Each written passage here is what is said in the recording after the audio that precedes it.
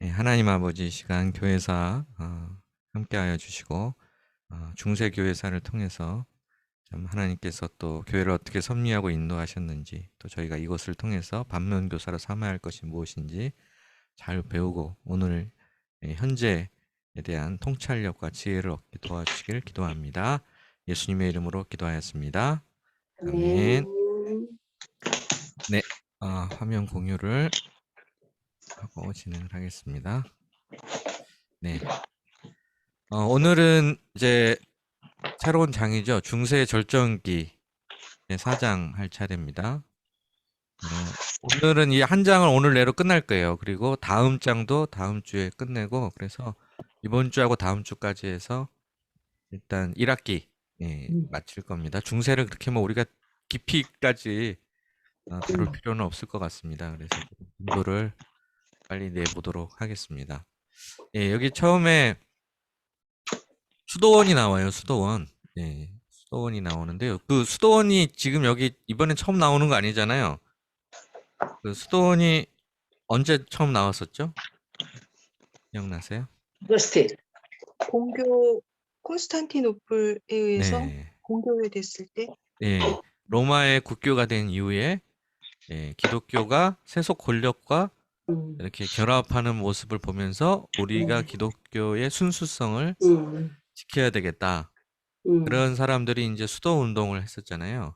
근데 그때 나왔었는데 베네딕트 뭔가 아닌가? 그건 이제 중세 수도원이에요. 중세예요, 베네딕트는. 그거는. 예. 근데 이제 그 말고 이제 그 다음에 한 번 또 나왔죠. 아까 말씀하셨던 베네딕트 수도원 같은 수도사가 이제 그건 중세 수도원이에요. 베네딕트 수도원은. 그래서 그 중세 수도원도 이제 같은 맥락에서 이제 서 있는 그런 수도원이었거든요. 자, 근데 여기서 이제 이런 수도원에서 그 사장에서의 이 수도원에서 포인트는 뭐냐면 수도원이 당시에 교회 개혁의 원동력이랄까요? 교회 개혁의 중심이 되었다. 교회를 개혁해야 된다 하는 그것이 이제 수도원으로부터 시작이 됩니다. 네. 그럴 수밖에 없겠죠. 너무 이렇게 현실 정치로 깊숙이 나간 사람들은 이제 이미 기득권자가 됐기 때문에 뭐 개혁에 대한 문제의식이라든지 열망 같은 게 아무래도 적을 수밖에 없고 이렇게 수도원을 중심으로 이제 개혁 이제 그런 흐름들이 나타나기 시작을 합니다. 그래서 여기 나오는 게 이제 그 시토 수도에 또 나오고요. 그다음에 클루니의 수도원 뭐 이런 것들이 이제 그런 그 수도원으로부터 촉발된 개혁의 시발점이 되었던 그런 수도회들이에요. 네. 그 시토 수도회의 중요 인물 중에 한 사람이 여기 나오는 클레르보의 버나드라는 수도사가 있습니다. 제가 사실 제일 좋아하는 찬송가 중에 하나인데 구주를 생각만 해도 라는 찬송가 아시죠? 구주를 생각만 해도 그 찬송가 작사한 사람이 이 버나드예요. 클레르보의 버나드. 네. 그래서 이제 여러 가지 개혁 프로그램들이 이제 만들어져요. 이 수도원으로부터. 자, 그런데 이 수도원 개혁의 초점이 뭐였는가? 포인트. 재산이에요, 재산. 네. 결국 돈이에요, 돈. 돈 문제. 교회의 재산요? 네. 교회의 재산과 성직자의 재산. 물질. 네. 이게 이제 이 수도사들은 이게 교회를 타락시키는 주범이라고 본 거예요. 닮았네. 네. 돈이 너무 많아져서 문제다. 이게. 네. 교회가. 그러면 지금 신부님들은 월급 받지 않아요? 안 받아요? 월급 받죠, 당연히. 받죠? 네. 근데 되게 적게 받아요. 독신이기 때문에 모든 걸 또 교회에서 다 제공해 주잖아요. 잠잘 곳과 살 곳을. 그러니까 성도들이 얼마나 열심히 섬기는데 완전히 하느님처럼 섬겨. 파더처럼. 네, 아무튼 이 수도사들은 이 돈이 문제다. 자, 음. 그런데 이제 왜 돈이 문제가 되는가? 왜 성직자들이 돈 문제에서 자유롭지 못한가? 원인을 뭐에서 찾았을까요? 가정. 네, 가정. 가정, 아, 처자식. 자식, 처자식이 문제다 이렇게. 옛날에 결혼했던 것 같아. 네, 초창기에는. 처자식이 있으니까 처자식을 먹여 살리고 또 뭔가 유산을 남겨줘야 되겠다는 마음이 생기고 그러다 보니까 자꾸 돈에 집착을 하게 되고 그러다 보니까 교회가 타락하게 된다. 그래서 이 당시에 이 돈을 중심으로 한 교회 타락상에 가장 현저한 여러 양상이 있는데 가장 뚜렷한 게 뭐였냐면 특징적인 게 성직 매매예요. 와. 아, 좋은 그 직업이었구나. 네. 그죠? 그 신의 직장. 돈을 받고 성직을 임명하는 거죠. 아, 그래서 정가가 다 정해져 있어요. 야, 네. 어느 정도 규모 되는 교회에서 신부가 되려면 얼마를 내야 된다. 뭐 그 다음 추기경이 되려면 얼마를 내야 된다. 주교가 되려면 얼마를 내야 된다. 그 돈 받고 파는 거예요, 이제 성직을. 이런 일들이 뭐 이제 예, 있었던 거죠. 그래서 이 성직 매매를 일단 타파해야 된다. 이런 개혁의 이제 흐름이 막 올라오는 거죠. 수도원을 중심으로 해서. 그러면 이거 해결하려면 어떻게 해야 될까요? 결혼을 안 시키는 거죠. 그렇죠. 독신. 네. 그래서 나온 게 독신. 야, 그래서 아, 결혼하지 마라, 신부는. 근데 이게 과연 성경적일까요? 어떻게 독차하는 것이 생각하세요? 좋지 못하니 했는데 하나님께서 성경적이 아니라 돈적이 돈적. 어? 돈적. 어? 돈적이라고 돈적. 성경적이 아니라. 돈적이라고. 아니 그러니까 바울 너무 사도 바울이 약간 그 네, 인권 잠깐만요. 문제도 좀 파울라 있는 것 사모님. 아니 네, 아니 말씀하셔도. 사도 바울이 네. 좀 독신으로 주를 섬기는 것이 네. 아름답다고 그렇게 서신서에서 몇 번 얘기한 것 같아요. 네.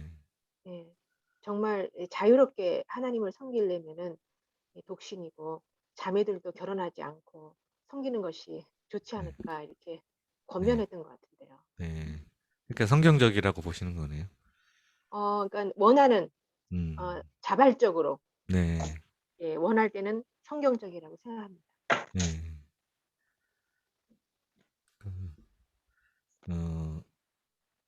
예수님도 고자 뭐 이런 말씀 하시잖아요. 네. 하나님이 정해주신 경우도 있고 본인이 스스로. 스스로 네. 반응하고. 근데 사도 바울이 그 독신주의 그거 말을 한 거는 제가 그냥 들은 건데 예수님이 금방 오실 줄 알고. 네. 네, 맞아요. 금방 그런 오실 줄 말 알고. 네. 그때 당시에 초대교회 사람들은 예수님이 금방 올 줄 알았대요. 네. 그렇구나. 그런 것 같아요. 네. 그렇죠. 근데 여기에 이제 독신은 이게 그 교회 부패를 근본적으로 막기 위한 처방으로 제시된 거예요. 독신. 네, 부패. 독신주의는. 그래서 그 전까지는 다 결혼했었어요. 신부나 뭐 이런 사람들이, 성직자들이 다. 네, 근데 이때 이제 성직자의 독신주의 이게 이제 나오고 이게 이제 의무가 됩니다. 이때부터. 그 전에는 독신을 하면 좋다, 뭐 가급적 하면 어떨까, 뭐 이 정도 분위기였다면 이때부터는 이제 이게 의무 사항이 되는 거죠. 독신이. 네.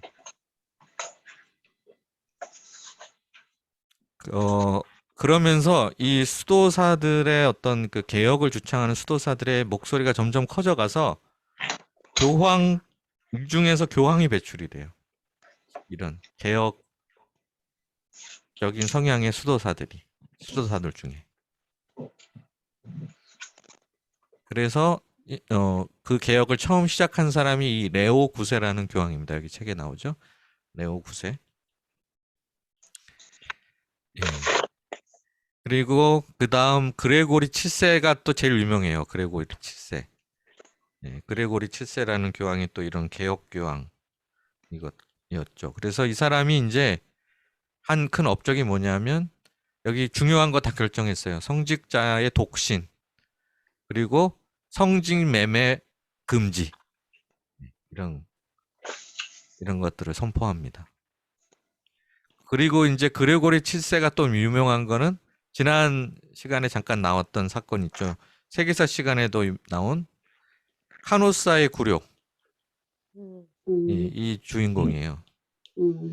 이게 이제 헨리 4세라는 왕하고 충돌이 일어났던 거죠. 네. 그래가지고 처음에 그레고리가 그 헨리 4세를 파문해요. 왜 파문했냐면 헨리 4세가 성직자 임명권을 나한테 달라, 막 이렇게 요구한 거예요. 내가 왕인데 성직자도 내가 임명해야지. 그러면서 그러니까 이 그레고리 7세가 그런 교회의 권위와 이런 거에 세속적인 교회의 권위를 침범하고 교회의 세속의 권력의 힘을 끌어들이려고 너는 파문이다 하고 이제 파문을 딱 내리니까 이 헨리 4세가 쳐들어와요. 네. 그래서 카노사라는 데서 교황과 만나게 되는데 카노사 성에서 결국에는 헨리 4세가 굴복을 하죠. 싹싹 빌면서 잘못했다고 파문을 거두어 주시옵소서 이렇게 해가지고 이제 여기서 파문은 뭐예요? 어떤 교회에서 쫓겨나는 거죠. 그러니까 교회에서. 네. 근데 그 당시 사람들은 교회가 교회에 들어가 있어야 천국에 갈 수 있다 라고 믿었기 때문에 파문당한다는 것은 이제 나중에 죽으면 지옥 간다, 이렇게 이해를 한 거죠. 근데 그것도 좀 그렇네요. 네. 심판의 권세가 있는 건 아니잖아요. 교황이. 예수님이 근데 땅에서 매면 하늘에서도 매이고 땅에서 풀면 하늘에서도 풀린다고 그러셨잖아요. 그러니까 그런 말씀에 기초해서 인정한 거예요, 그러면은? 그렇게 한 거죠. 그렇구나. 그래서 그거를 뭐 그 어려운 말로 하는 게 있던데, 그 마태복음 때 권징. 네. 권징의 권한이 있으니까 교회에. 권징의 권한. 네. 그걸로 이제 했는데 굴욕을 당한 거죠, 헨리 4세가. 근데 헨리 4세가 복수를 해요, 나중에. 나중에 다시 침공을 합니다. 이탈리아를 침공해서 그레고리 7세를 강제로 퇴위시키고 다른 사람을 그 자리에 앉히고 그레고리 7세는 귀양을 보내요. 유배를 보냈는데 유배지에서 죽어요. 네. 그러면서 뭐 뒤에 복잡한 일들이 일어나요. 뭐 헨리 4세가 빅토르 3세, 우르반 2세 뭐 이런 사람들하고 이제 계속 다투고, 네, 이런 것들이 갈등을 하다가 여기 보면 79페이지 맨 마지막에 나오는 게 이제 보름스 협약이라는 거를 통해서 화해를 해요. 이 정치 결력과 교황권이 여기서 서로 건드리지 말자 이렇게. 네. 우리 서로 서로의 영역을 존중하고 교황은 황제권에 이래라 저래라 간섭하지 말고 황제도 성직 임명이라든지 교회 내부의 일에 대해서 서로 간섭하지 말자 하고 신사협정을 체결하면서 일단락을 하게 됩니다. 그게 이제 보름스 협약이라고, 보름스라는 곳에서 이 협약을 맺었다고 그래서 이렇게 부르죠. 네. 자, 그 다음 나오는 게 십자군 전쟁이에요. 십자군 전쟁. 근데 십자군 전쟁 들어가기 앞서서 아까 이제 독신주의, 그 카톨릭에 왜 독신이 이제 의무가 되었는가, 이런 그 것들을 이제 이 근거 유래가 어디서부터 왔는가 살펴봤는데요. 어떠세요? 좀 그렇게 된 것이 나름대로 다 꼭 필요한 이유가 있었구나 라고 좀 납득이 되지 않으세요? 네. 네. 왜 카톨릭은 왜 독신이지? 좀 평소에 좀 이상하다 이렇게 생각하지 않으셨어요? 근데 카톨릭이 결혼을 안 해가지고 그래도 그 어머니가 있잖아. 어머니를 모시고 사는 신부님이 많더라고요. 근데 어머니의 권세가 대단하더라고. 그래서 어떤 목사님은 어머니도 안 모시고 어떤 신부님은 어머니도 안 모시고 왜냐면은 신부님한테 갈 수 없으니까 어머니한테 오는 거야 다. 그래서 그 외아들인 경우에는 어머니를 모시고 살아요. 같은 그 신부 거기 그 신부 사는 데서. 그래서 어떤 신부님은 그 어머니도 그냥 안 모시고 사는 사람도 있더라고. 어머니 네. 권세가 대단하더라고요. 그럴 수 있겠네요. 부인은 없으니까. 근데 한국 교회도 요즘 뭐 세상으로부터 막 지탄받게 된 것 중에 큰 원인 중에 하나가 돈이잖아. 그 세습, 교회 세습 음. 문제로 굉장히 시끄러웠잖아요. 네. 결국에는. 결국 세습 문제도 돈이 아니에요? 모든 그렇죠. 권력을 이게 돈이죠. 돈 돈이죠. 문제예요. 예. 당연하네요. 안 주겠다. 음. 깊이 그- 들어가 버리면. 예. 음. 그러니까 그게 다 대형 교회와 관련된 거잖아요. 음. 소위 말하면 또 이제 돈이 좀 많은 교회. 음. 예, 세습 문제. 이게 이제 개신교 특히 한국에서 요즘 교회 이미지를 실추하게 하는데 굉장히 큰 음. 영향력을 끼쳤었습니까? 근데 그러니까 나는 똑같은 목사님 거예요, 세습 이때나 지금이나. 문제에서 목사님 나는 세습 문제에서 그렇게 나쁘게 생각 안 해요. 왜냐하면은 그 세습을 할다 할지라도 성도들이 그 사람에 대해서 인정을 하고 또 그 사람이 그만한 영역이 있으면 해도 되지 않아요? 난 그렇게 생각하는데 음, 안 그래요? 나는 세습 문제 그 사람이 완전히 목사님이 그 세습할 사람이 완전히 그냥 자격도 안 된다면 성도들이 인정을 안 할 텐데 인정을 하니까 세습이 된 거 아니야. 근데 왜 다른 사람들이 감나라 말하나 난 이해가 안 돼. 나는 세습 괜찮다고 생각해. 내 생각. 네. 혹시 팔이 안으로 굽는 거 아닐까요? 이건 이제 우리가 기독교인이니까 그렇게 보는 거지. 사람들도 그래? 그렇게 볼까요? 어머, 그렇구나. 네. 외부에서 볼 때는 또 그게 아니구나. 음, 교회가 사기업 같은 그런 어떤 사적인 기관은 아니잖아요. 음, 하여튼 공적인 네? 공적인 교회잖아요. 우리가 사도신경에서 공교회를 믿는다고, 공회를 믿는다고 하는 그 공회라는 말이 공적인 교회 이거 줄임말이에요. 공회라는 말이. 거룩한 공예와 예, 음. 공회를 믿는다는 말이. 그 교회는 공적이다라는 것을 믿는다는 거죠. 사적인 기관이 아니고. 그렇기 때문에 세습이라는 건 사실 안 맞죠. 뭐 부모가 자녀에게 물려주고 말고 할 수 있는 성질의 것이 아니죠. 자기가 개인 키운 그 사업체가 아닌 이상. 개인 사업체가 아닌데. 근데 또 교회 목사님들이 자기 자녀를 유학을 보내는데 다 교회 돈으로 보내시더라고요. 네, 그런 난 경우가 그거 많아요. 무슨 문제 그것도 보기 안 좋더라고. 네. 본인이 돈 벌어서 본인이 해야 되는 거 아닌가? 우리 저기 박지혜 자매님이 그 돈으로 지금 네. 유학하고 있잖아요. 네. 그냥 교회가 아니야. 막 끝이 없어요. 네. 근데 그 아니 성도분 모든 교회가 그렇게 아, 그래요? 다른가요? 안 그런 교회도 있는 것 같은데. 네. 아니 다 그렇지는 않죠. 네. 음. 그렇죠. 그러니까 그거를 이게 조건으로 네. 이 자녀 교육을 이 조건으로 이제 달고 목회 교회 초빙을 받는 경우는 그렇게 네. 하는 것 같아요. 네. 근데 이제 자녀 교육 지원의 범위가 이제 유학까지인지가 이제 좀 문제가 되긴 하겠죠. 예. 그러니까 또 구체적으로 들어가면 따져야 볼 것이 많은데요. 아무튼 이게 이제 제가 말씀드리고자 하는 건 뭐냐면 이 당시에 카톨릭 교회가 처했던 위기와 이제 교회 개혁의 이슈가 낯설지 않다라는 거죠. 오늘날 우리 한국의 개신교가 처하고 있는 현실하고 맥이 닿는 부분들이 있는 거예요. 결국에는 이제 자녀 문제, 그 다음에 대형 교회에 이렇게 있는 그 물질, 모인 물질과 이제 자녀 문제와 이런 것들이 종교 지도자들 간의 관계가 이런 것도 있고 또 뭐 참 또 지역교회는 성직 매매까지는 아는데 뭐 집사되고 권사되고 장로 되려면 또 정해진 금액의 헌금을 또 해야 되는 그렇죠. 이런 또 이게 전통이나 관습 같은 게 또 있잖아요. 네.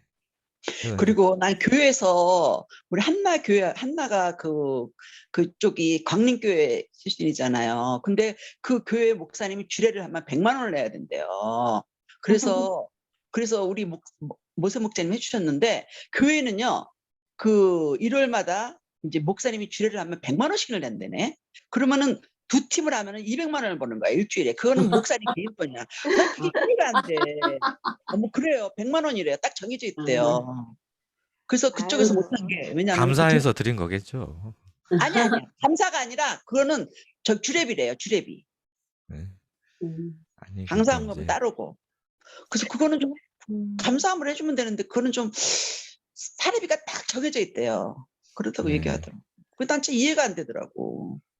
그럼 그렇게 따지면 우리도 좀 그랬어요. 우리도 옛날에 결혼할 때 그 헌금이 어느 정도 액수가 좀 정해졌었잖아. 지금은 나는 안 하죠. 정했어. 나는 정했어. 나는 저기 그거 하나 더 줬어. 저기 전화. 그 당시에는 전화 사는 게 굉장히 비쌌거든.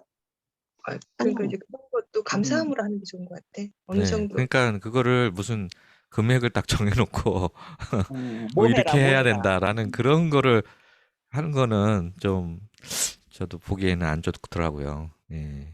그리고 아무튼 이제 이런 것들이 이제 이 시대의 그 중세 교회가 맞부졌던 맞닥뜨렸던 그런 문제, 거기서 이제 이런 수도원을 중심으로 개혁 운동이 일어나게 된 계기, 그런 것들이 이제 되었다는 것, 그 현재 현실과 맞닿아 있다라는 것을 생각해 볼 수 있다.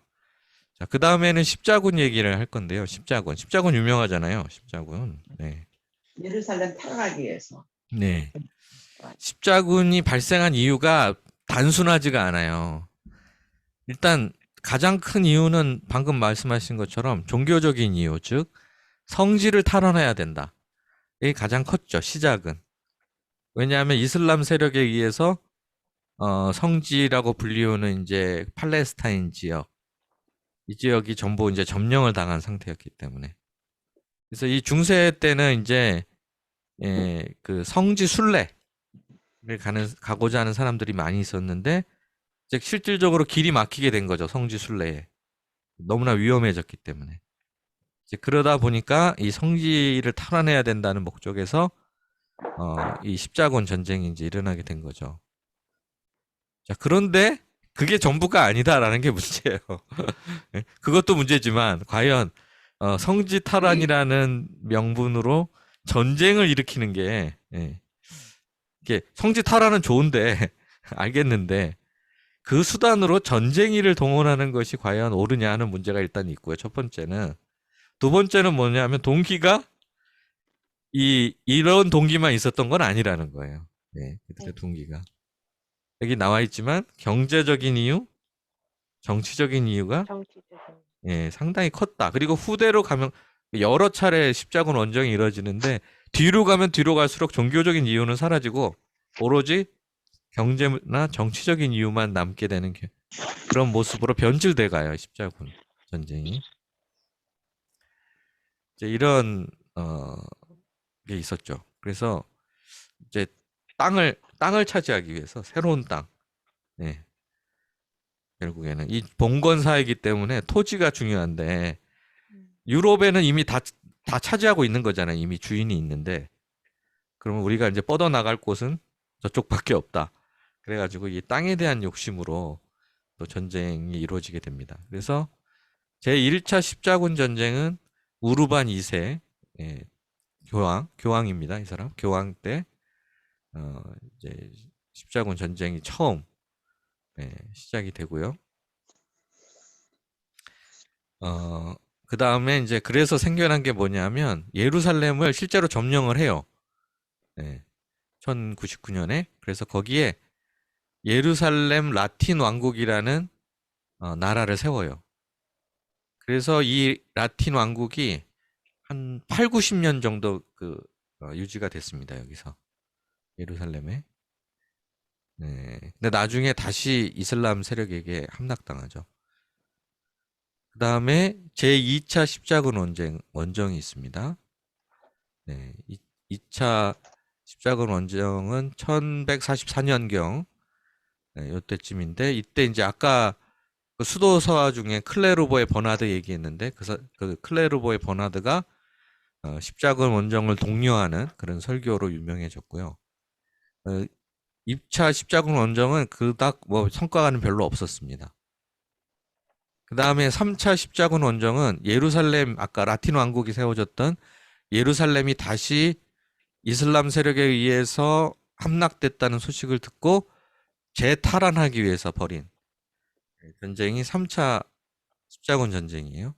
그래서 이때 프레드릭 1세, 독일의 프레드릭 1세, 프랑스의 필립 2세, 영국의 사자왕 리처드, 뭐 이런 사람들이 십자군 원정에 나섰는데요. 결국에는 그 오스만 투르크 제국 있죠. 그 지금의 터키 거기 그 이슬람 그 이제 투르크, 당시의 이름은 투르크였는데 그 투르크의 황제 술탄이라고 부르죠. 이슬람권에서는 그 술탄하고 협정을 맺어요. 그래서 순례객에 대해서는 안전을 보장하겠다. 이런 협정을 맺고 3차 십자군 원정은 끝이 납니다. 근데 이제 문제가 4차부터예요. 4차. 예. 3차까지는 그럭저럭 어떤 종교적인 이유 이게 그래도 명확했고 좀 그래도 질서 있게 진행이 됐는데 4차부터는 이제 난장판이 됩니다. 난장판. 그래가지고 웃긴 게 어디를 침공했냐면요.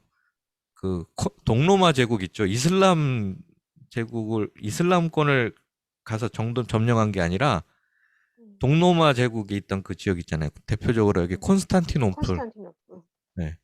여기를 점령하고 거기 있던 기독교인들을 죽이고 거기 있는 땅들을 뺏어와요. 같은 기독교인들끼리 전쟁을 벌인 거죠. 말은 십자군 전쟁이라고 해놓고 비잔틴 제국을 침략해서 뭐 엉망진창이 되는 거죠. 네, 이렇게 근데 돼가지고. 약한 자를 치는 거구나. 강한 게 네. 싸우니까. 그렇죠. 그러니까 이슬람은 강하니까. 강하니까 만만한 비잔틴 제국을 이 공격을 해가지고 콘스탄티노플을 점령하고 그래서 이 동로마 제국이 이제 나중에 이슬람에게 먹히게 되잖아요. 결국 멸망당하게 되는 게 이 4차 십자군 전쟁 때 결정적으로 이제 국력이 약화되면서 결국에는 이슬람 세력에게 넘어가게 되거든요. 지금 어디예요? 지금의 터키죠, 터키. 예. 그래서 터키가 그럼 옛날에 기독교 국가였구나. 그렇죠. 네, 소아시아 우리가 성경에 나오는 소아시아 있잖아요. 맞아. 안디옥, 에베소 뭐. 근데 그게 이런. 십자군 전쟁 4차 때 그게 이슬람으로 넘어갔네요. 그러니까 아니 1000년 동안 그러고 나서 국력이 약해지면서 동로마 비잔틴 제국이 나중에는 이제 그 아까 투르크 제국에게 빼앗겨요. 그리고 그 투르크 제국이 콘스탄티노플을 자기네 나라 수도로 삼죠. 그래서 지금 현재 이름이 이스탄불이잖아요. 그 이름을 바꾼 거예요. 콘스탄티노플에서 이스탄불로. 그러니까 그 기독교가 한 1000년 정도는 유지가 됐네요. 그러죠? 네, 동로마 제국은 그렇게 1000년을 또 갔어요. 서로마 제국이 멸망한 이후부터 1000년을 더 지속. 되다가 아깝다. 네. 그러니까 4차 십자군 전쟁은 너무 어처구니가 없지 않아요?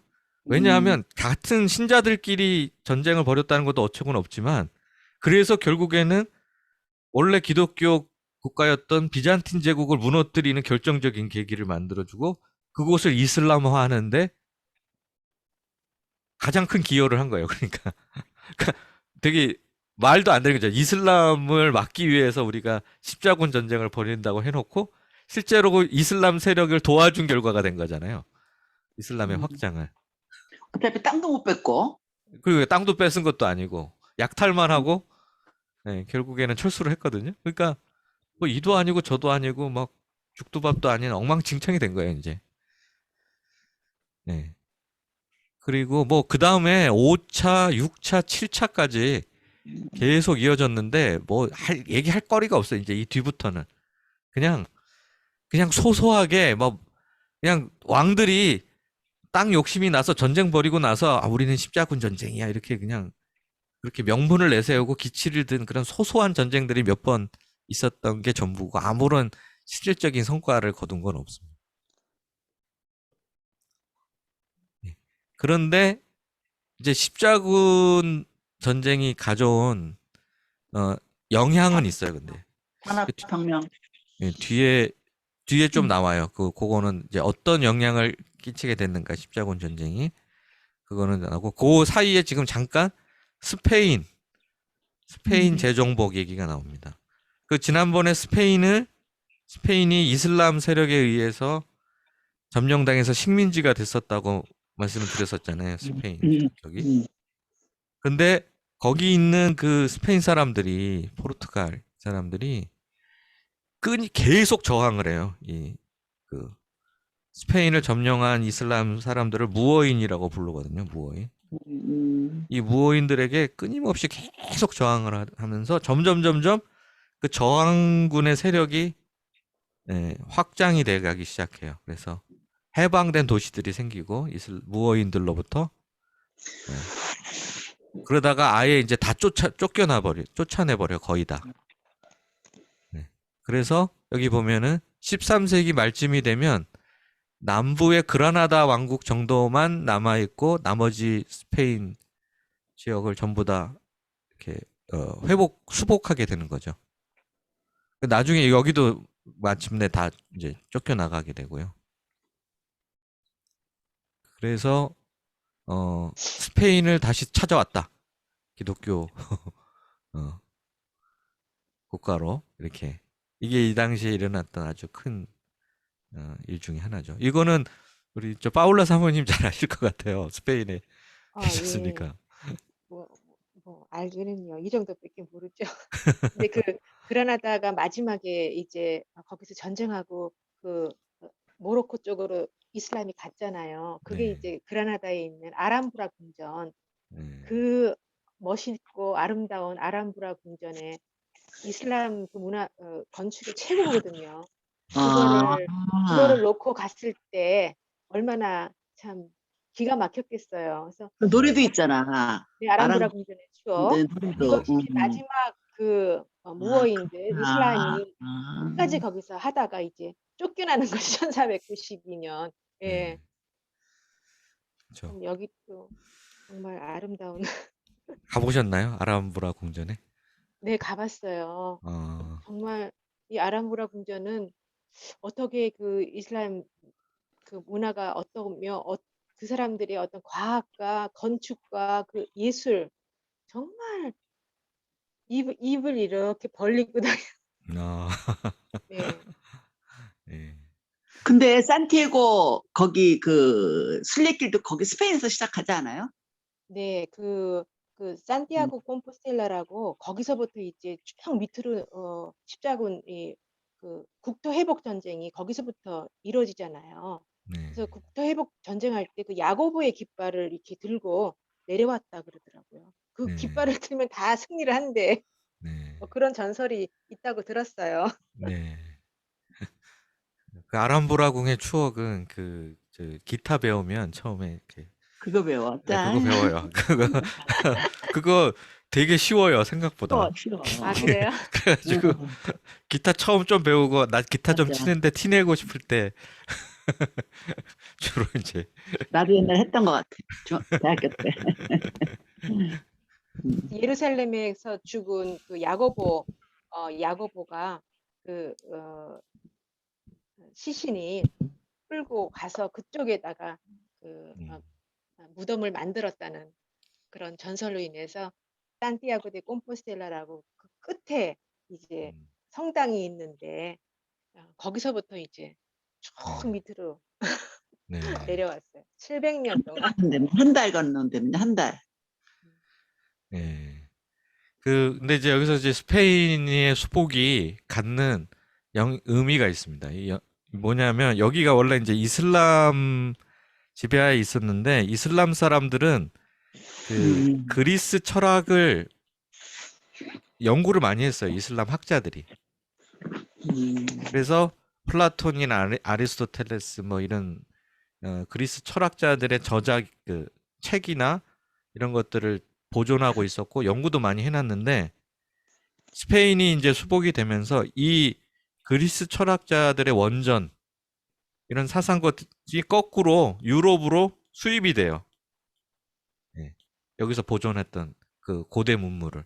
그래서 이게 유럽의 지성계에 굉장히 큰 자극이고 원천이 되는 그런 이제 결과를 낳게 됩니다. 그래서 이슬람의 그 사람들이 연구한 게 다시 역수입돼가지고 유럽으로. 역수입된 거죠. 원래는 유럽 거잖아요. 그러니까 그 그리스 철학은. 근데 그거를 이슬람 사람들이 연구했고, 연구한 건데 네, 그게 다시 유럽으로. 네, 아만이지 원래 아만이라고 그래. 이슬람의 그 선생님들을 아만. 네.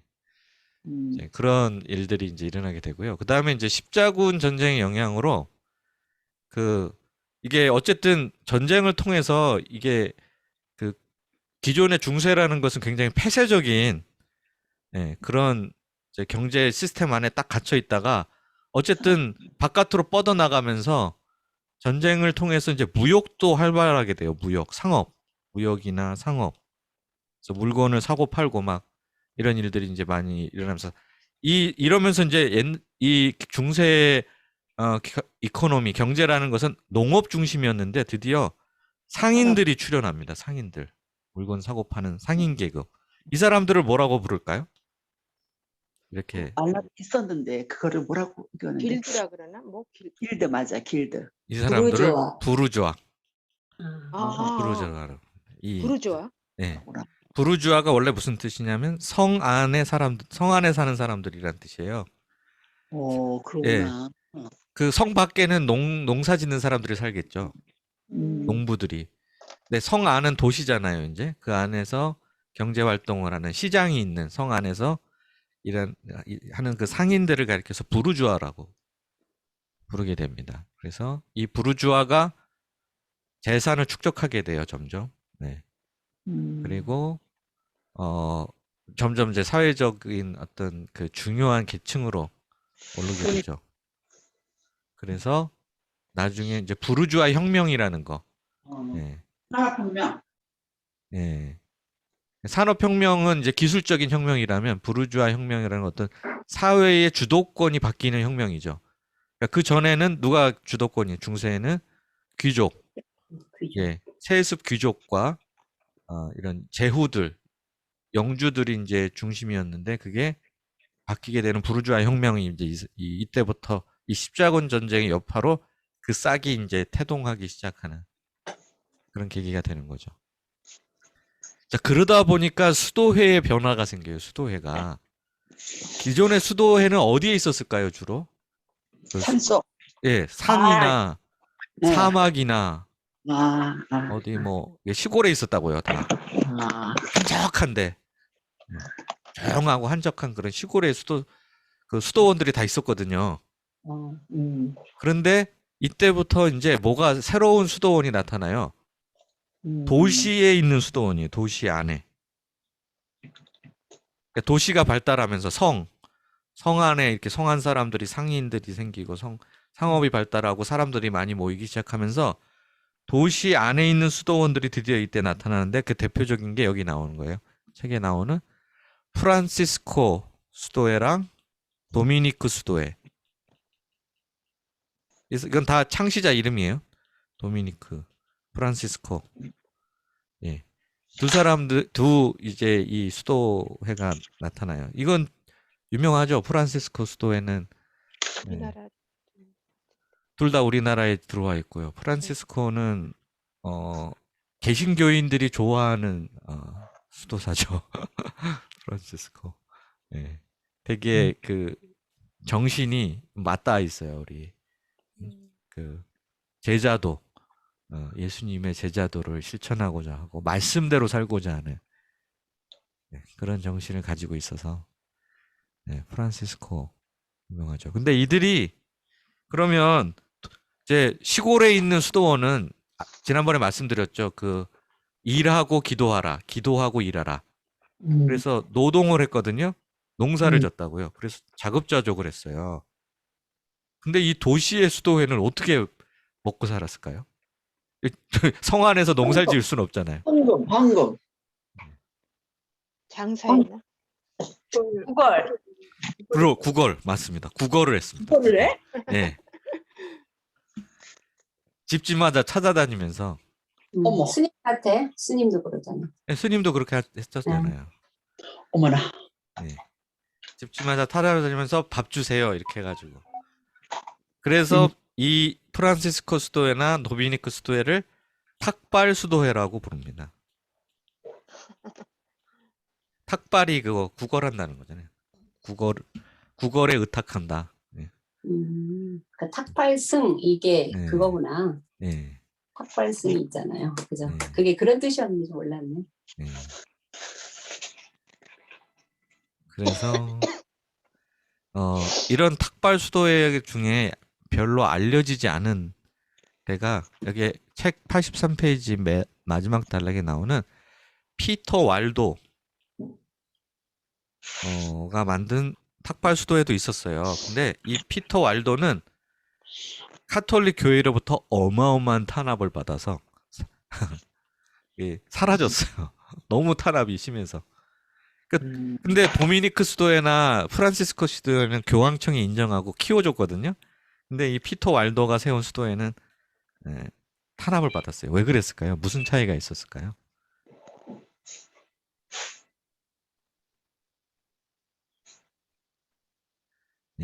피터 왈도는 교황권에 대해서 절대적 교황권에 대해서 비판적인 입장을 취했거든요. 네. 그래가지고 이거 신부들이 다 썩었다. 교회가 부패했다. 이거 개혁해야 된다. 뭐 잘못됐다. 막 하면서 막 비판을 했어요. 그래가지고 엄청난 탄압을 받고 사라지는데 이 피터 왈도를 그래서 종교개혁의 뭐랄까요? 씨앗이랄까? 뭐 그런 인물처럼 보기도 해요. 네. 종교개혁자들이 가졌던 그 주장이나 정신하고 굉장히 맥이 닿았던 사람이 피터 왈도예요. 근데 너무 빨리 나타나서 빛을 보지 못하고 사라지고 말았습니다. 네, 프란시스코는 이제 원래 부유한 상인 부르주아 출신이에요, 이 사람이. 아버님이 포목상을 했거든요. 거대한 포목상. 그리고 외아들이었어요. 가만히 있으면 그거 포목상 다 몰려받고 부자로 살 수 있었거든요. 근데 이제 예수님을 만나고 말았죠. 그래서 퍼포먼스를 한 걸로 유명하죠. 그 성안 광장에서 아버지가 사준 그 비싼 옷을 다 홀라당 다 벗어버리고 나 이제부터 무소유로 살겠다. 그런 이제 선포를 하고 탁발승이 돼서 이제 그 사람을 따르는 사람들이 이제 모여서 이제 프란시스코 수도회가 되고 또 그 사람을 따르던 여인들이 클라라 그 수녀회, 클라라 수녀회를 만들게 되고요. 그 중에 이제 지도자가 이제 클라라라는 이름의 이제 수녀가 있었기 때문에 클라라 수도회를 만들게 됩니다. 그 다음에는 이제 도미니크 수도회. 이 도미니크 수도회는요, 그 프란시스코 수도회하고 조금 달라요, 맥이. 그러니까 그 프란시스코 수도사들은 주로 뭐 했냐면 기도를 많이 했어요, 기도. 네. 그 수도회의 모든 활동이 기도 중심이었어요. 근데 이 도미니크 수도회는 말씀 중심이었어요. 설교. 그러니까 메시지를 전하고 설교하고 가르치고 성경 공부하고 이런 걸 중심으로 도미니크 수도회는 활동을 했어요. 그래서 비슷한 시기에 비슷한 배경 가운데 출발을 했는데 서로 간 방향이 달라서 도미니크 수도회 출신이 그래서 학자나 이런 사람들이 많아요. 여기 출신 도미니크 수도회 출신의 신학자들 뭐 이런 사람들이 여기서 많이 배출이 됐습니다. 그리고 그 나중에는 이제 프란시스코 수도회는 점점 조금 그 세력이 약화되고 도미니크 수도회가 처음에는 비슷했는데 훨씬 커져요. 예. 왜냐하면 이제 프란시스코 수도에는 절대적인 가난을 굉장히 중요하게 생각하거든요. 청빈. 예. 근데 이게 사람들이 감당하기가 너무 어려웠던 거예요. 이 프란시스코 수도회의 그 절대적인 가난의 규율을 지키기가 너무 힘들어가지고 예. 그 이제 지원자가 별로 없는 거죠, 이제. 그리고 이제 도미니크 수도에는 그렇게 엄격하지 않았거든요. 수도 생활의 규칙이. 그러니까 이 도미니크 수도에는 점점점 이제 흥하게 되고 이런 이제 현상이 생기게 됩니다. 근데 이 도미니크 수도회를 중심으로 아까 신학이 발전했다고 했는데요. 그 수도원 안에 학교를 만들었어요, 이들이. 학교. 뭐냐면 여기서 이제 연구도 하고 가르치기도 하고 하는 학교를 만들고 이 학교를 중심으로 중세 신학이 크게 발전을 합니다. 그래서 생겨난 중세 철학을 가리켜서 뭐라고 부르는가요? 알았는데 잊어버렸어. 이거 세계사 시간에 많이 나오죠? 스콜라 철학이라고 부르죠. 맞아. 스콜라. 옛날에 배운 거 다 나오네. 기억나. 스콜라 철학이라고 그러는데 이 스콜라가 무슨 뜻일까요? 스콜라? 스콜라 대학. 스콜라. 이거랑 비슷한 영어 단어 있잖아요. 글, 스쿨. 글. 그 대학 학교. 네, 학교란 뜻이에요. 스콜라. 아, 네. 스콜라, 스쿨 다 같은 어원이. 학교에서 시작을 한 거니까 이제 스콜라 철학이라고 부르게 돼요. 근데 스콜라 철학을 이게 유명한 사람들이 여기 이제 이름이 나오죠. 그래서 이게 나중에 대학이 돼요. 대학. 이 스콜라가 대학으로 발전합니다. 결국. 그래서 중세 시대에 여기서부터 대학이 만들어지고 지금까지 우리 응. 오고 있는 거예요. 이게 대학의 시초. 여기부터 수도원의 학교부터 시작이 돼서 그래서 이때 스콜라 철학자 중에 유명한 사람이 여기 책에 나오는 안셀름, 초기 유명한 사람이 안셀름, 아벨라드, 피터 롬바르드 뭐 이런 사람들이 있는데요. 다 기억하실 필요는 없고 안셀름 정도는 한번 우리가 알 필요도 있고 기억할 만한 사람이에요. 안셀름은 두 가지로 유명하거든요. 목적론적 존재 증명이라고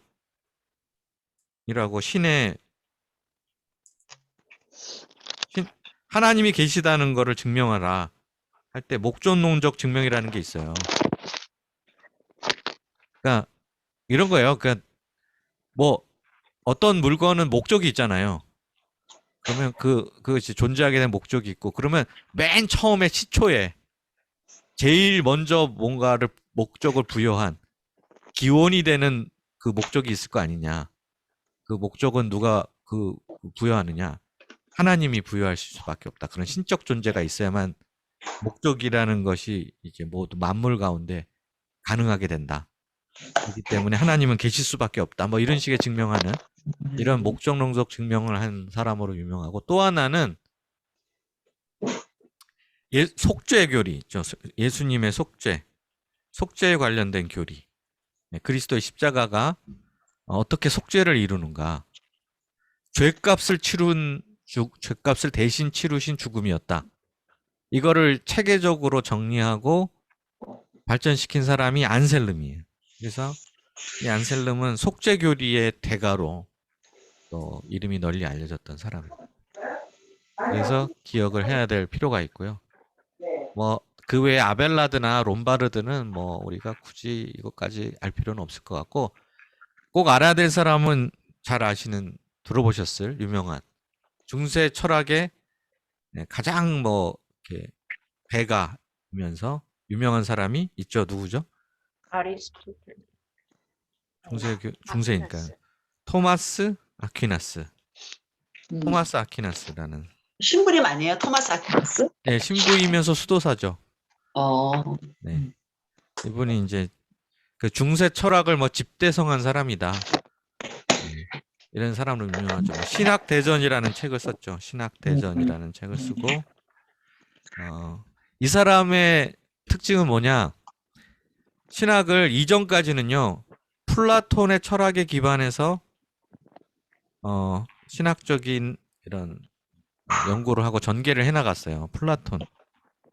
그런데 이 토마스 아퀴나스는 아리스토텔레스 철학에 기반해서 신학을 재정립했다라고 하는 사람이에요. 그래서 유명한 아리스토텔레스의 철학을. 근데 플라톤의 철학하고 아리스토텔레스의 철학이 그러면 어떻게 다르냐? 네. 이거를 알아야 이제 그 차이를 우리가 이해할 수 있겠죠. 그러니까 설명을 하자면 이건 굉장히 또 어렵고 복잡할 수 있어요. 근데 그냥 단순하게 제가 말씀드리면 아리스토텔레스는 좀 더 이 사람이 실제적인 사람이에요. 그러니까 그러니까 그런 거 있잖아요. 이렇게 비유하면 딱 이해하시면 좋아요. 우리 조선 시대 때 성리학이 주류였잖아요. 성리학. 모든 유학을 막 성리학의 그런 형이상학적인 뭐 이런 것에 기초해서 막 수상적인 전개를 해나갔잖아요. 네. 그러다가 조선 후기에 뭐가 나왔습니까? 실학이 사상. 나왔잖아요. 실학. 네. 똑같은 거예요. 똑같아. 아리스토텔레스의 철학이 실학이에요. 네. 그래서 뜬구름 잡는 얘기 그만하고 우리 눈에 보이는 거 실제적으로 일어나고 있는 현상들 이게 진짜다. 여기에 집중하자 하는 게 이제 아리스토텔레스의 철학인데 그거에 기반해서 이제 신학을 이렇게 정리를 했다는 거죠. 그러면 플라톤하고 아리스토텔레스는 신자인가요? 아니요. 근데 신학을 해요?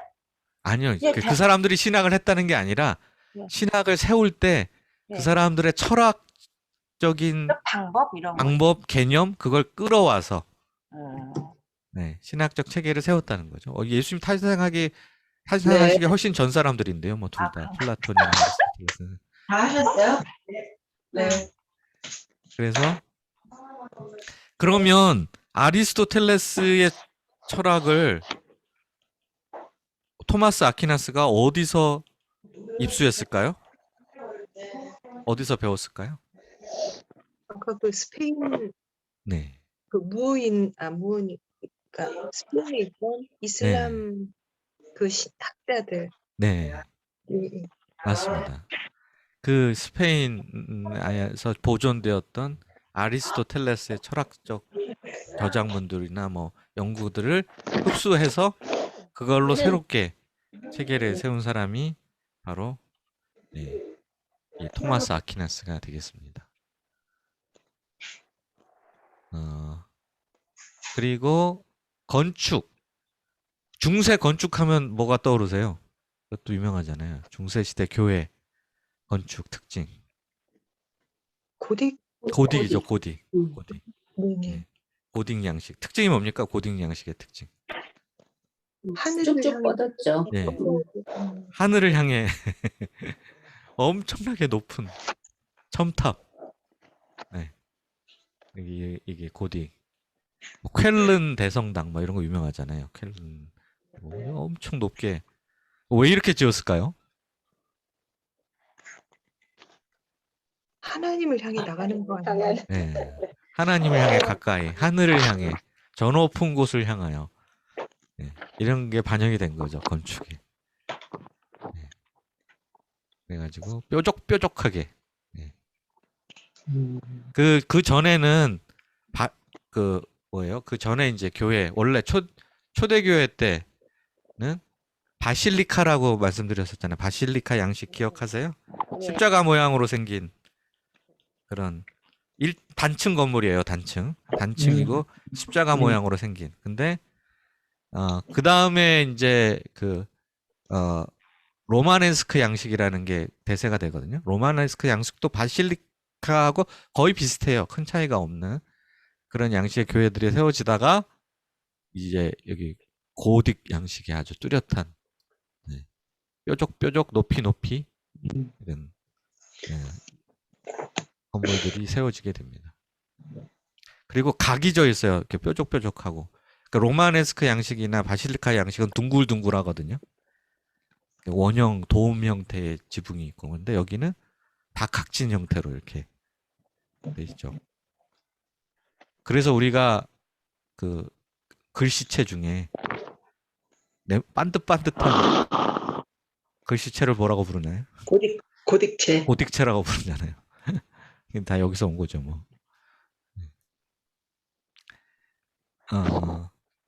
이제 그 중세가 이렇게 교황권이 점점 이제 강화되다가 그 교황권의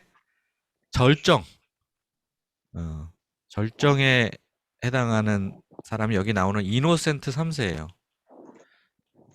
책에 나오는 88페이지에 나오는 이노센트 3세 때 교황권이 최고조에 달합니다. 네. 어느 정도였냐? 이노센트 3세는 자기가 막 황제를 임명해요. 막 네. 그러니까 왕들, 영국 왕은 누가 되라, 프랑스 왕은 누구, 독일 왕은 누구, 뭐 이탈리아 왕은 누가, 다 이제 교황에게 허락을 받아야 되고, 교황이 지명한 사람이 왕이 되고, 뭐 이런 식으로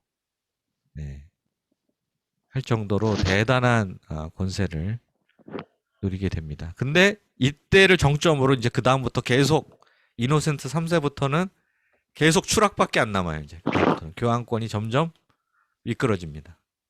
이노센트 하지 않네. 네, 이 이름은 이노센트인데 이노센트 하지 않았습니다. 그리고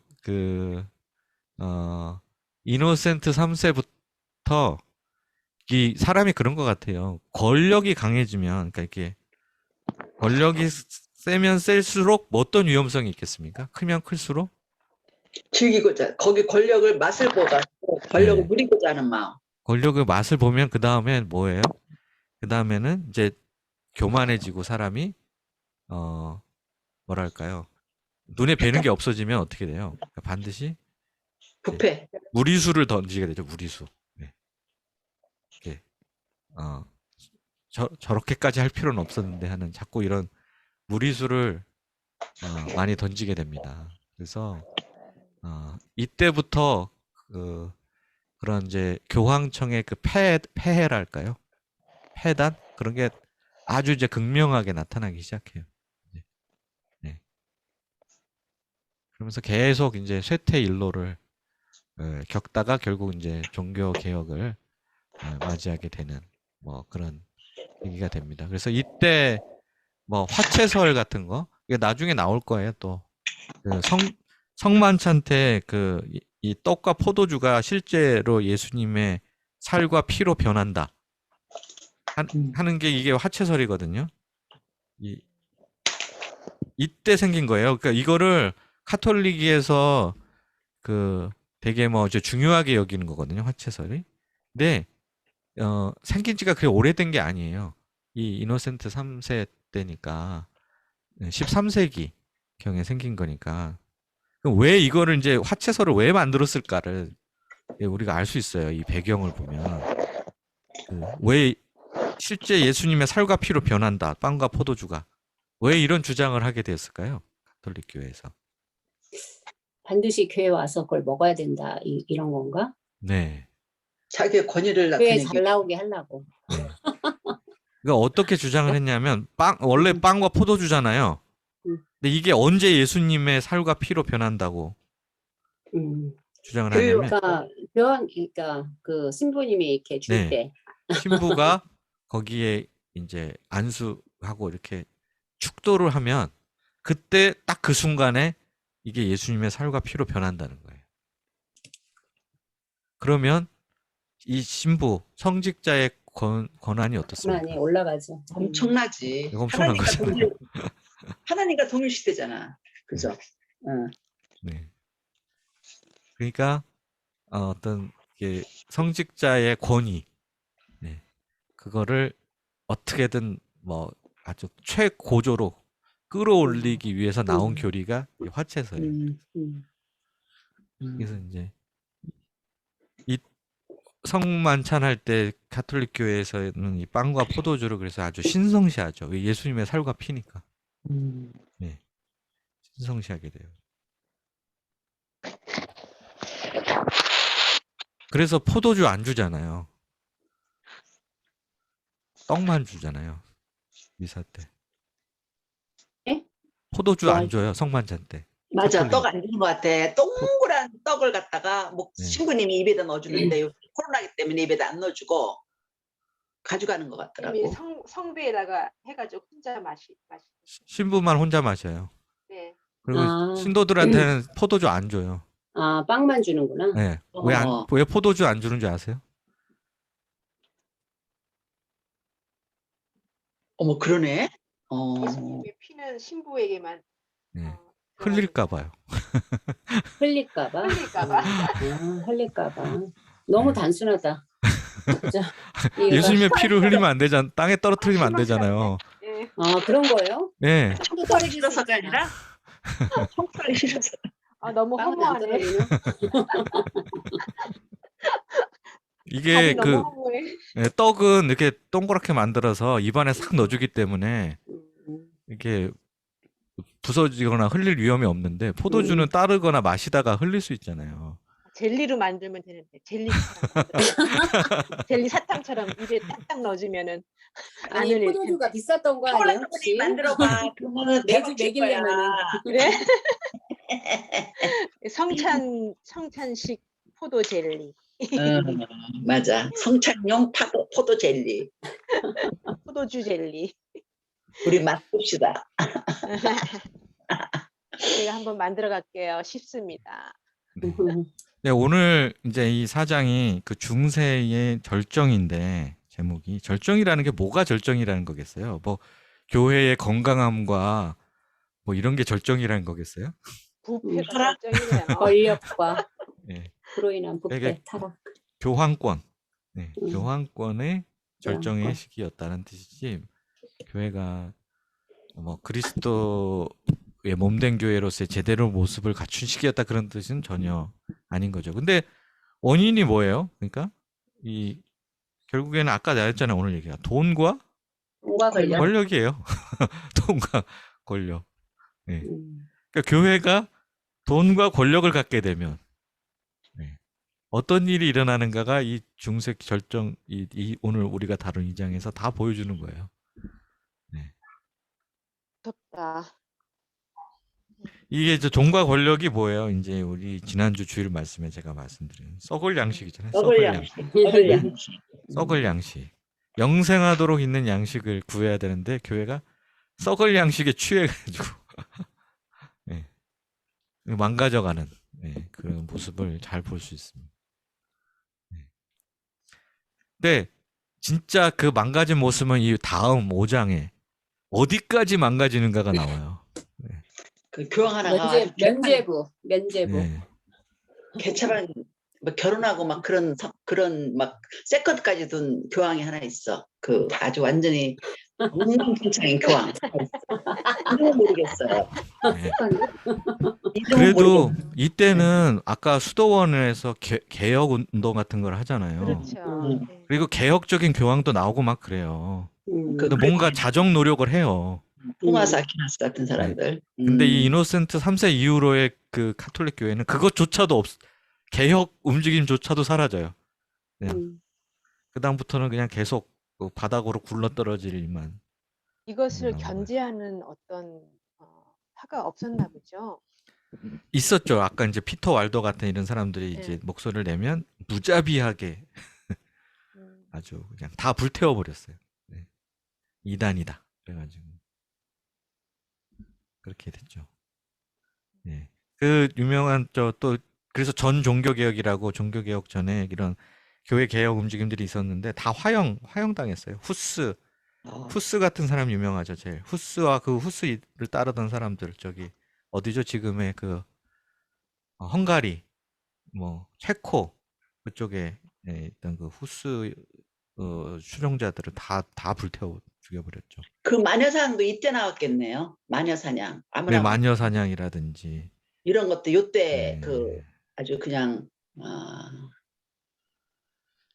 그래서 어떻게 보면 이제 이 시기까지는 그래도 막 엎치락 뒤치락이 있었다면 이 다음은 그냥 계속 망가지는 끝없는 추락. 추락이에요. 그래서 이게 정말 이렇게 우리가 반면 교사로 삼아야 된다고 말씀드렸던 게 이런 거죠. 썩을 양식을 구하면 교회든 개인이든 신자든 음. 이게 어떻게 되는가 이거를 다 보여줘요. 역사가 증명하고 있습니다. 음. 네.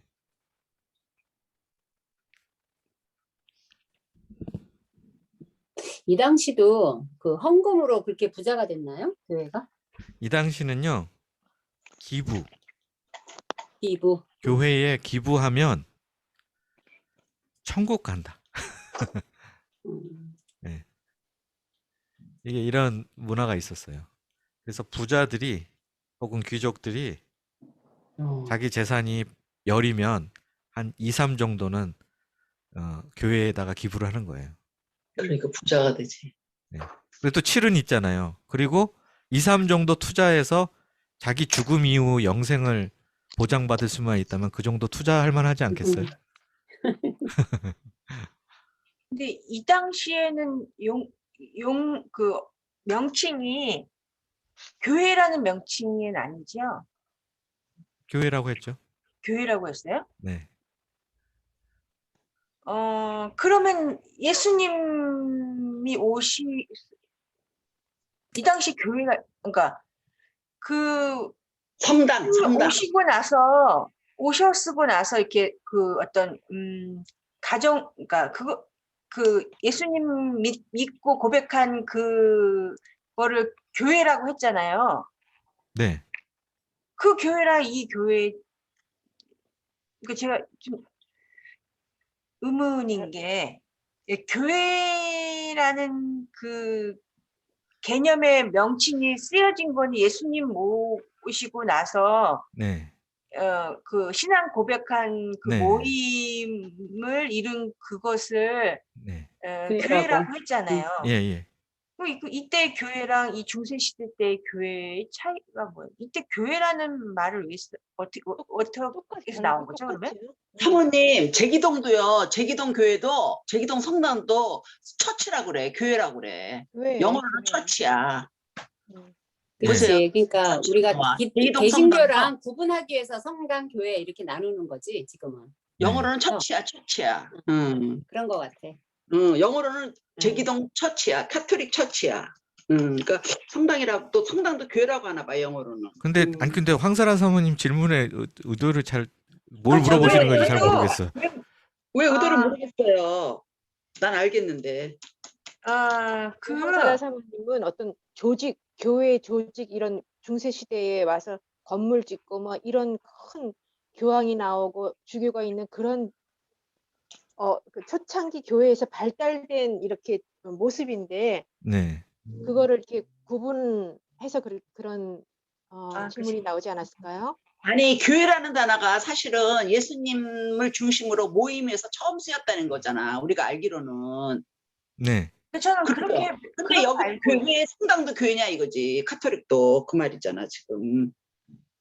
못 알아듣으셨어요? 못 알아듣는데 아직도 제가 무슨 아니, 난도 알아들었는데 왜? 그러니까 이 중세 시대에는 예수님이 아직 오지 않은 시대잖아요. 왜? 맞지? 예, 무슨 말씀이세요, 갑자기? 맞잖아. 잠깐만. 왜 그러세요? 맞아, 아니다. 교회가 참 왜 그렇지, 내가 왜 그랬지? 아, 야, 이제 알겠어, 이제. 잠깐만. 삐시로 알고 있구나. 삐시로. 어? 근데 왜 이랬지? 순간적으로 착각했어. 목사님 빨리 내가 지금 신학시대 헷갈려. 지금 점심 준비할 생각으로 이제 막 바뀐 거야. 아, 예. 네네. 네. 순간적인 착각. 네. 네. 아니, 처치라고 그래. 교회도 처치고 거기도 처치라고 그래. 네. 음. 네, 저희가 뭐 역사를 거꾸로 올라간 건 아니고요. 시간 흐름에 따라서 왔기 때문에. 예, 이미 한나라의 매력이에요. 이게. 종종 네. 있는 일입니다. 아까도 그 아리스토텔레스하고 그 진짜. 플라톤부터 헷갈리시는 걸 보니까 이제 약간 이제 뒤죽박죽이 되시고 저는 마칠 때가 된 것 같아요. 그런 것 같네요. 네. 이런 게 떨어지고 있어요. 제기동 성당도 예, 다- 처치로 한번 찾아봤어요. 캐톨릭 처치로 나와, 영어로는. 네. 그러니까 예, 옛날부터- 처치예요. 처치야, 처치. 근데 우리는 성당이라고 그러잖아. 근데 거기서는 미국 같은 데서는, 외국 같은 데서는 성당에는 또 교회라고 그러나 봐요. 그냥 캐톨릭 처치죠. 처치? 그냥 처치가 처치죠. 처치지. 캐톨릭 우리나라에서 개신교에서 캐톨릭 이렇게 처치. 구분해서 그 그렇게 하는 캐톨릭이 거지. 무슨 뜻이죠? 아, 캐톨릭은 저기란 뜻이에요. 그러니까 영어로 말하면 오소독스 같은 의미예요. 그러니까 오소독스 정통. 정통이란 네, 뜻이에요. 캐톨릭이? 정통의 캐톨릭 아, 어떤 정통교회. 그 보편적인이란 뜻이거든요. 원래는 보편적인. 보편적인 라틴어로. 아, 그러니까 보편적이라는 것은 이단이 아니고 우리가 이제 정통이다? 보편적이고 정통의 교회다라는 뜻에서. 근데 우리나라는 왜 이렇게 말을 따르게 써요? 성당, 교회로 왜 따르겠어요? 우리나라만? 왜 그렇지? 구분하기 위해서 아니, 쓰는 것 같아요. 구분하려고 그냥. 그러는 거예요. 그 성당에서 구분하려고. 교회 간다고 처치 간다 그래요. 그 성당 성당 사람들도. 간다고 그래. 지금 철치 간다고 그래. 그래서 우리도 그거는 자꾸 우리만이- 생각하는 말, 우리나라는 우리만의 요새는 자꾸 교회라는 우리 교회 얘기를 많은데 우리도 옛날에는 회관이라고 좀 해서 센터를 많이 쓰네. 센터 쓰지 말고 우리도 교회를 없어야 될 것 같아. 우리 센터 말고 교회. 아니 옛날에 우리가 예배당 간다 그랬잖아요. 예배당. 마찬가지 성당 간다는 그런 의미는 그렇지만 원래 의미는 처치죠. 처치야. 네. 응. 그들도 그 사도행전 그 로만 처치에서 사도행전 외울 때도 유니버설 처치라고 그렇게 고백하잖아요. 똑같이 네. 우리랑. 예. 네. 그리고 우리도 UBF도 센터라고 그러지 말고 교회라고 그럴 것 같아. 우리도 교회 간다고. 교회죠. 입에 안 붙어서 그러는 거야. 입에 안 붙어서. 그래도 회관에서 센터로 많이 내려왔다. 아. 나는 한 10번 말하면 2-3번은 교회라고 말하고 있어. 난 딴 사람한테 교회라고 얘기해. 그럼 교회예요. 당연히. 신자들한테는 교회라고 해야지. 아이 그렇죠. 뭐 우리가 교회지 뭐. 뭐겠어요, 그럼. 센터에 붙어가지고. 근데 이게 UBF 안에는 이제 뭔가 지역 교회와 선교회라는 거를 차별성을 두기 위해서 교회라는 말을 쓰기를 좀 꺼려하는 그런 흐름이 있었죠. 아주 그냥 기본적인 개념이 이제 잘 성립이 안 돼서 그러는데 네. 천주교가 무슨 뜻이죠? 천주교? 천주가 하나님이죠, 하나님. 하나님. 하늘에 천주. 계신 주인. 천주. 그러니까 천주교와 교회를 구분짓는 이름을 구분짓는 이유가 뭐지요? 그러니까 나도 그거를 물어보는 거야, 아니, 지금. 교파가 다르니까 구분을 하는 거죠. 천주교 네. 교파가 다른. 처음에 우리나라 그 1800년대 후반에 천주당이라고 들어왔잖아. 그랬잖아. 그때 천주당. 천주님을 모시는 교회라는 거야. 천주교. 천주당. 천주님. 그러니까 한자로. 천주교랑 개신교 이렇게 나누죠. 네. 같은 그치. 교회인데 천주교 네. 교회, 개신교 교회 이렇게 네. 나누죠. 그렇지. 천주교, 네. 개신교. 우리가 뭐 장로교회, 감리교회, 순복음교회 나누는 것처럼 이렇게 이제 구분하기 위해서 그런 거죠, 뭐. 천주라는 말은 그 마테오 리치라는 그 캐톨릭 선교사가 중국에 와서 선교를 할 때 하나님을 한자로 천주라고 표현했어요, 처음으로. 그러니까 한자로. 네. 그러면서 이제 그 말이 굳어진 거죠. 하나님을 가리키는 한자식 표현으로. 그게 이제 우리나라에 들어온 거고요. 그 인도네시아 성경은요, 하나님 뭐라고 그러잖아. 알라라고 나와. 알라양 마하쿠아사. 거룩하신 하나님. 알라라고 나와. 알라. 똑같이 써요. 근데 요즘에서는 그 천주교 자체를 통틀어서 좀 안 좋게 얘기하잖아요, 그렇죠? 왜? 우리가 개신교인이니까 안 좋게 얘기하는 거죠. 아 그런가요? 우리가 안 좋게 얘기하는 거지. 안 좋게 네. 얘기 안 하는데 왜 우리가 안 좋게 인간이야. 얘기해? 누가? 예, 보통 카톨릭은 기본적으로 천주교에 대해서 왜? 안 그래? 반대예요. 사회 인식은 반대야. 천주교가 훨씬 더 훨씬 이미지가 좋아요. 이미지가 좋지. 깨끗하고. 그러니까 아니, 우리는 이거는 뭐 그냥 천주교만 나쁘게 했나? 하나의 예인데 하나의 예인데 어떤 센터 형제가 천주교 다니는 여자랑 결혼을 하려고 했어요. 그래서 어느 목자님이 불러서 천주교 교인하고 여자 자매랑 결혼하지 말라. 네.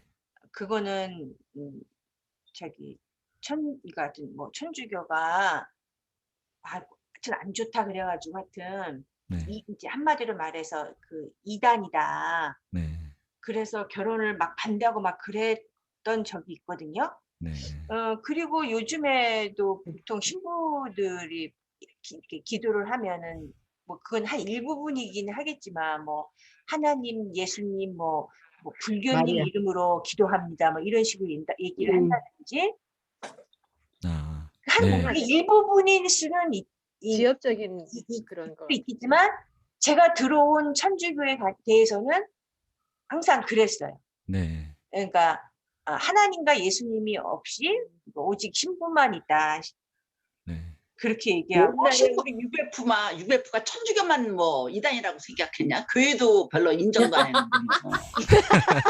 천주교 인정하는 교회도 인정 안 했는데 기본적으로 천주교가 진짜. 가서 뭐 참관하라 막 이런 식으로 얘기했는데 마리아상도 우상숭배하고 네. 네. 음. 뭐 그런 식으로 다 얘기했어. 그거는 마리아상도 우상숭배하고 또 하여튼 뭐 있었는데 아니, 그쵸. 응. 잘못된 거 많죠. 많이 천주교에. 있어. 그런 요소가 그런데 있지만 네. 그러나 뭐 개신교는 전체적으로 잘못된 게 없습니까? 맞아. 이런 개신교가 더 문제야. 아니, 원래 지상의 교회는 어디나 다 그래요? 문제가 있어요. 근데 사실 이 개신교라는 것도 천주교의 그런 부패나 이런 것 때문에 예를 들어서 중세 사회에서 카톨릭 교회 그거를 이제 부패 때문에 네. UBF 사람이 이거를 확인하네. 여기서 확인하는구나. 이 개신교도 네. 개신교 자체도 원래 그 뿌리는 왔을 때 그 교회 뿌리는 천주교였지만 천주교에 대한 이런 부패나 이런 게 많아서 형식화되고 이래서 개신교가 나온 거던가요? 그렇죠. 어. 그 자세한 거는 네. 이제 2학기 때 종교개혁사를 하면서부터 종교개혁을 배우면 되지. 그때 이제 그런 모든 것들을 우리가 교회죠? 네. 그러니까 우리가 살펴보죠. 과거의 UBF는 이제 생각에서 벗어나고 이제 새로운 새 부대를 이제 끝내고 새 부대를 담아야 돼. 옛날에는 뭐 아니, 천주교 교육학도 그랬는데 뭐 천주교 한번 말. 이게 너무 우리가 이제 얘기를 여기서 확장하면 한도 끝도 없으니까 정리를 해야 될 시점이라서 일단 저거 말씀하신 것 중에 딱 두 가지만 말씀드릴게요. 천주교가 이단은 아니에요. 네, 이단이라고 하시면 안 됩니다. 왜 이단이라고 그러지? 네, 이단은 아니고요. 우선은 네, 우리랑 교파가 다를 뿐이지 이단이라고 하시면 안 되고, 두 번째는 천주교에서 뭐 이제 뭐 불교, 그러니까 뭐 절에 대해서 그러니까 그런 거 뭐 이런 있어. 거에 대해서 되게 막그 유아적인 제스처나 수용적인 태도를 보이잖아요. 그거 알고 보면 다 쇼예요. 그거 속으면 안 돼요. 무슨 쇼? 다 보여주기 위해서 우리는 이렇게 음. 포용적이고 관용적이다라는 거를 보여주기 위한 쇼지, 그 사람들의 본심 아니에요, 절대. 네. 그렇지. 그 인정 안 하죠. 인정 안 그러니까 해요. 절대 안 진리를 하지. 포기한 건 아니야. 그럼. 네, 다 쇼예요, 쇼. 근데 더 기분 나빠요, 그러니까. 네. 기분 네. 그러니까 왜냐면은 모든 교리에는 진실성이 있어야 되잖아요. 그게 가장 네. 중심이 돼야 되잖아요. 네. 그러니까 그런 거는 일종의 그 사람들의 이미지 메이킹 전략이에요. 원래 천주교에서 그렇게 하는 거는 다. 그러니까 그러니까 세상에 비춰지는 이미지를 신경을 많이 쓰는 거지. 천주교가. 네. 어떻게 네. 보면. 그죠? 네. 그거 많이 신경 쓰는 거죠. 신경을 많이 쓰는 거지. 네. 근데 다 실제적으로 붙을라. 구체적으로 들어가면 절대 뭐 불교에 구원이 있다거나 그런 거 전혀 얘기하지 않고요. 스님들 알면 화나겠다. 예. 그 전혀 그렇지 않아요. 그러니까 착각하지 말라 그래. 누가 물어보면. 예. 아무튼 우리가 천주교의 빛과 어둠을 좀 이렇게 같이 봐야죠. 너무 어둡게만 봐도 문제고요. 너무 밝은 면만 봐도 문제고. 네. 그거는 앞으로 이제 종교개혁 나중에 이제 가을 학기 때 다루면서 그때 하여튼 더 자세히 살펴보면 될 것 같습니다. 그 종교 개혁자들도요, 원래 처음에는 카톨릭 교회 안에서 카톨릭 교회를 개혁하려고 했던 사람들이지 따로 하려고 했던 사람들이 아니에요. 그렇지. 네. 근데 이제 어떻게 하다 보니까 그게 너무 상황상 그렇게 될 수가 없고, 그러다 보니까 아예 이제 개신교가 따로 분리가 된 거고요. 그런 거죠, 뭐. 네, 그러면 오늘은 여기까지 하고 마치도록 하겠습니다. 아무튼 네, 우리 황설아 사모님 감사합니다. 이렇게 그 질문을 해주시니까 항상 이렇게 정리가 그래도 된 것 같아요. 건졌어. 네, 질문 덕분에 사모님의 네. 질문. 질문이 중요한 것 같아요. 저는 이 요한복음 보면 제자들이 질문을 안 해요. 이게. 네. 이상히 여겼으나 묻는 자가 없더라. 이게 이제 문제거든요. 대답하실까 봐 예수님께. 네, 감사합니다. 그러면 기도하고 마치겠습니다. 기도하겠습니다. 하나님 아버지, 오늘 중세교회 교환권의 절정식이 보았습니다.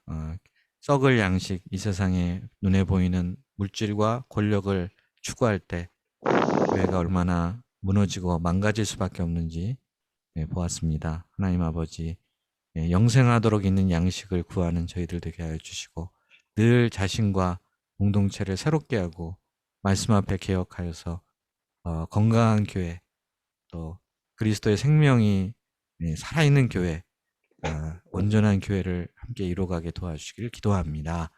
감사하며 예수님의 이름으로 기도하였습니다. 아멘. 아멘. 네, 마치겠습니다. 수고하셨습니다. 감사합니다.